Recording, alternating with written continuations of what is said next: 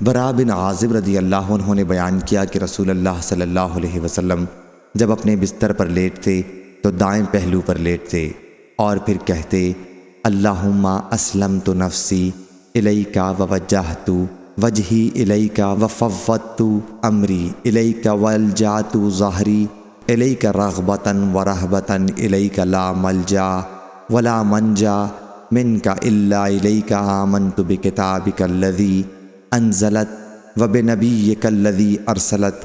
اور رسول اللہ صلی اللہ علیہ وسلم نے فرمایا کہ جس شخص نے یہ دعا پڑھی اور پھر اس رات اگر اس کی وفات ہو گئی تو اس کی وفات فطرت پر ہوگی۔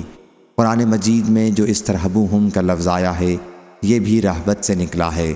رہبت کے معنی ڈر کے ہیں، ملکوت کا معنی ملک یعنی سلطنت، جیسے کہتے ہیں کہ رہبوت رحموت سے بہتر ہے یعنی ڈرانا رحم کرنے سے بہتر ہے۔ صحیح بخاری حدیث نمبر 6315۔